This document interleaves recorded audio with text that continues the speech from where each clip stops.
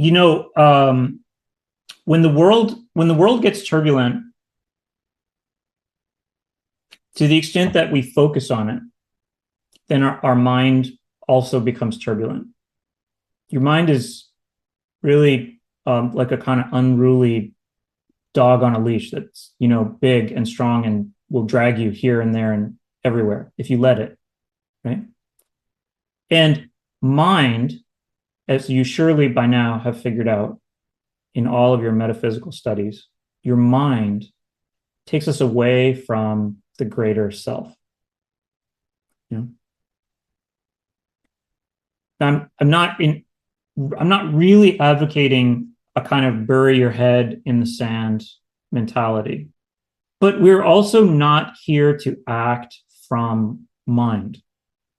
We're here to harness mind, right? To make mind our ally, right? Our supporter, to train the mind so that then, we can ride upon it, galloping off into the light, but not to have mind rule us. When we act in our own lives or in the world outside of us, we need to act from the greater self, from the higher self. And then when higher self sets the direction, then that's when we harness mind to help us get there. That's when mind can become very useful, right? But before we can hear that self, your true self, your higher self that eternally loves you, cares about you, is on your side all the time,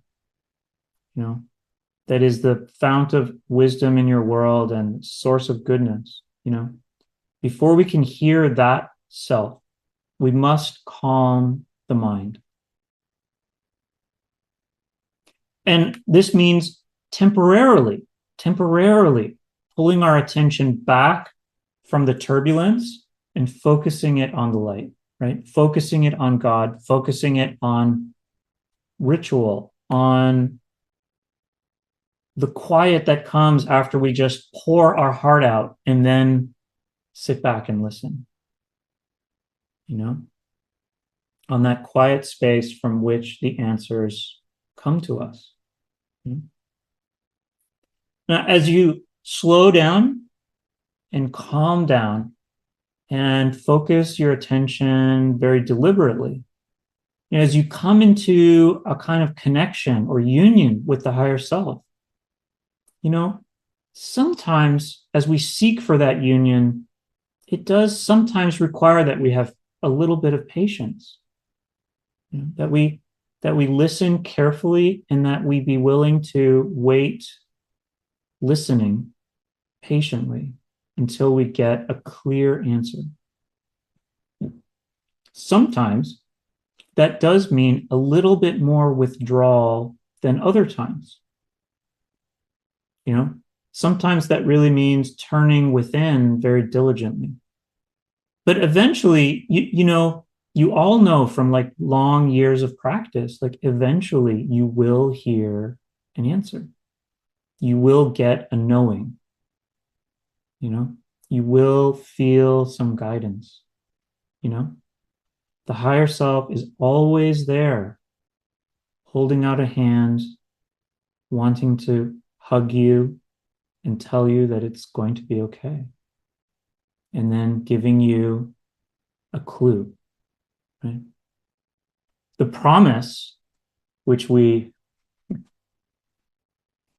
are continuously told by the great messengers of God or Goddess, and which we learn about in detail in our metaphysical studies, the promise of the light is that it will always show us the next step, our own next step, not necessarily the whole map.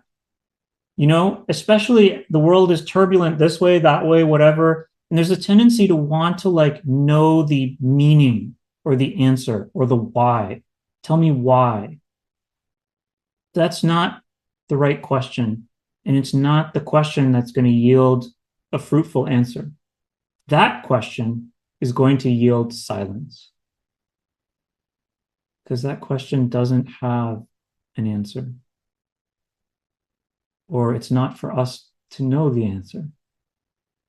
The answer that we are here to know is the answer to the question, oh God, what would you have me do right now? Right now, next, in this next moment. You know, maybe it's like, go give your kid a hug. Maybe it's, you know, those crystals that are sitting on your altar? Lie down and put them on your body. You know? Maybe it's like, hey, you're pretty stressed. Why don't you bake a tray of muffins?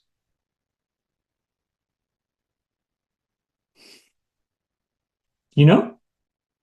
You know? Have have some cereal with your 5-year-old and play in the bowl of milk.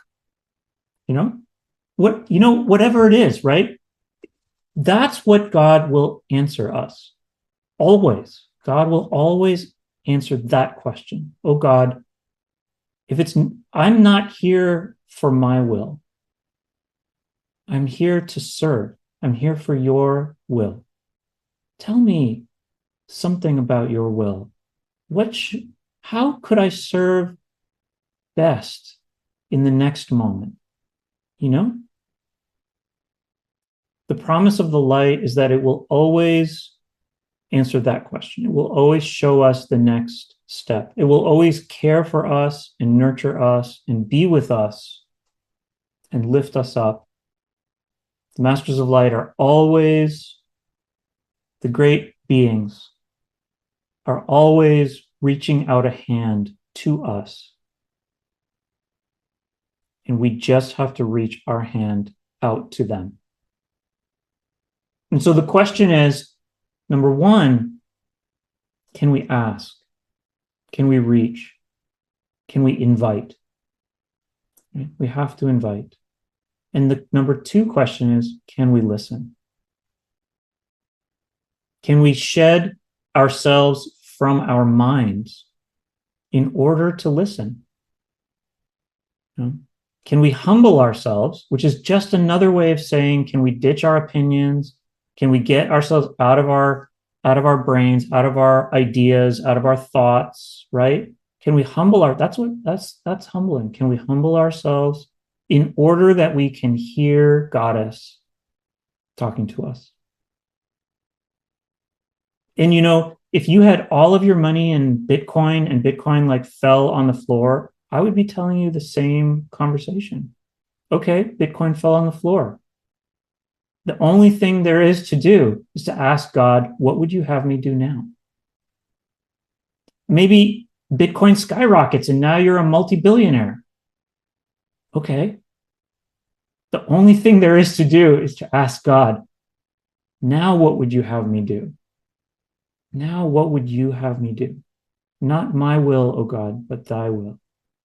You know?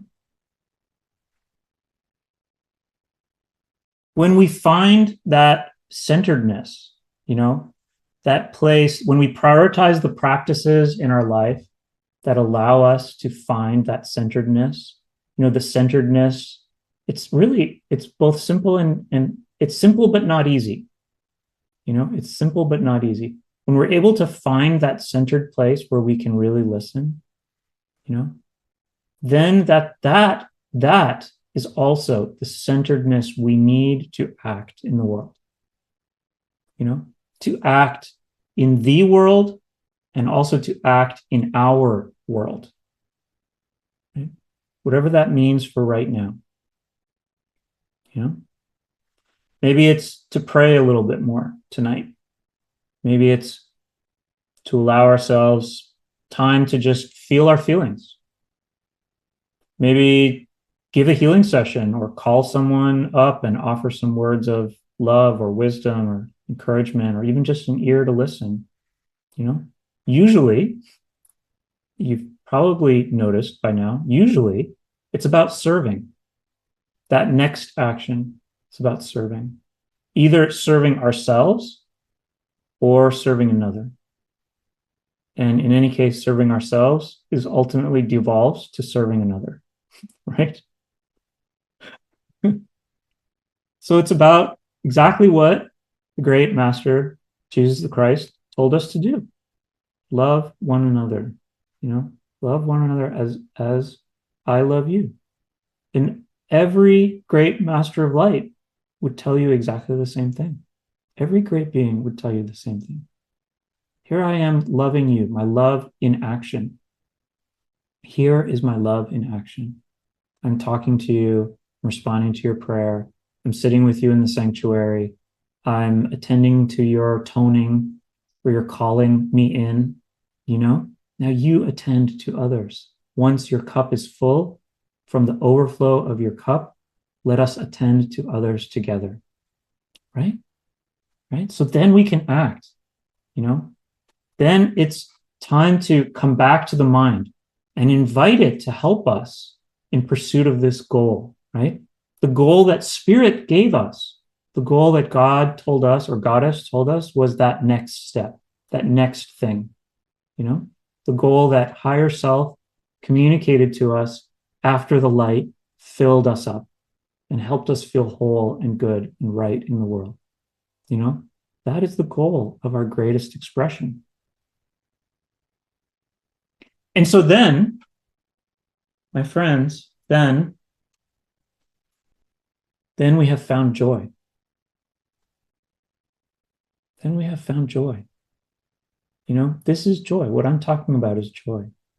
Us acting in accordance with our highest self. That is joy. And we can be this source of joy and love and upliftment for ourselves and for the whole world. For the whole world. Because we are aligned with our highest self, our greatest self, because we are expressing our truest essence, and people respond to that. They feel that, They feel your unity with something vast and great. They feel your calm in the storm. They feel that. They feel the human you and also the greater you, right? They feel the kind of numinous joy inside of you. They feel the Spirit with you, and they respond to that, and they reach for it. They reach for it, and it's good. Right? So let us begin where we ended. No, let us end where we began. Also, let us begin where we ended. Check. That one is finished. Let us end where we began. Do not worry. Do not worry. Do not let yourself be carried away by the world. The world out there, it's up, it's down, it's left, it's right. It's always, something is always ending, and another thing is always germinating. Be like our friends, the dragons, Take that and cling to it so, and then goodbye. Let me be present. Let me be here. Let me be still. Let me soar and have the higher vantage point of Spirit, right? You be the eye of the storm, the calm in the storm, and let first yourself and then others shelter in your calm.